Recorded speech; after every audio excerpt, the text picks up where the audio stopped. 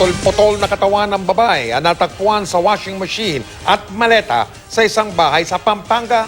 Matinding selos ay tinuturong ugat ng karumaldumal na krimen. Ang suspect kinakasama ng babae na nakipagbarilan umano sa mga pulis. Pasintabi po sa mga naghahapunan, maselan ang inyong mapapanood. Mula po sa Angeles, Pampanga, nakatutok live si Rafi Tina. Rafi. Mike, Vicky, Ivan, pinagpira-perasong at itinago sa dalang lugar ng isang eskultor ang kanyang kinakasama bago ito umamin sa kanyang katrabaho sa krimeng ginawa.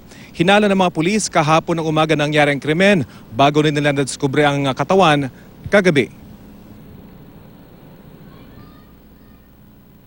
Wala ng ulo, paa at kamay nang matagpuan ng mga pulis sa loob ng washing machine ng isang babaeng kinilala na si Lindsay Avelino, isang online beauty product seller. Hindi raw inasahan ng mga pulis na ito ang kanilang matatagpuan matapos makatanggap ng tip na pinatay ang 29 na taong gulang na biktima ng kanyang kinakasama sa nirerentahang apartment sa Barangay Amsik, Angeles City sa Pampanga. Yung kapulisan po natin na nagkaroon ng investigation, pumunta po sa bahay. Then nabulaga po sila yung torso, yung kalahating katawan ng tao na babae, nasa loob po ng washing machine. Sa hot pursuit operation ay sinagawa ng Angeles Police. Natuntun nila ang isang abandonadong bahay na dating tinirhan ng suspect, di kalayuan mula sa crime scene.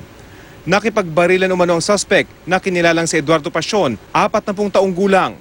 Dead on the spot ang suspect. Taga-ukit daw ito ng kahoy na ginagawang eroplano at helicopter na pang-export.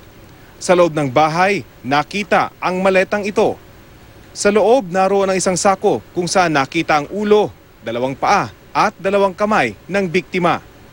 Sa paunang investigasyon ng mga pulis, matinding selos ang dahilan ng suspect sa pagpatay sa ka-live-in. Ang theory namin selos. Actually po itong lalaki, pinakulong na po niya. Previously po, kinasuhan niya kasi po binubugbog nga po itong babae. So nireklamo niya, nakulong, then siya po mismo nagpalabas. Dahil siguro talagang mahal niya itong lalaki, pinatawad niya, pinalabas niya po. Hindi pa raw nakukuha ang ginamit ni Pasion sa pag-chop-chop sa kanyang ka-live-in. Bagamat pwedeng pinagplanuhan ng krimen, pwede rin umanong aksidenteng napatay ng suspect ang biktima, kaya niya ito chinap-chop at tinangkang itago. May mga pasapa po yung babae, may mga tama rito sa bibig at saka rito sa mukha. So, malamang binugbog Opo, prior po siguro, binugbog muna, then bago niya chop-chop yung katawan. Kinuha na ng mga kaanak ang bangkay ng suspect na tiga rito lang sa Angeles habang hinihintay pa yung mga kaanak ng biktima na manggagaling naman sa Cagayan. Yan ang latest mula dito sa Angeles sa Pampanga. Vicky? Maraming salamat sa iyo, Rafi Tima.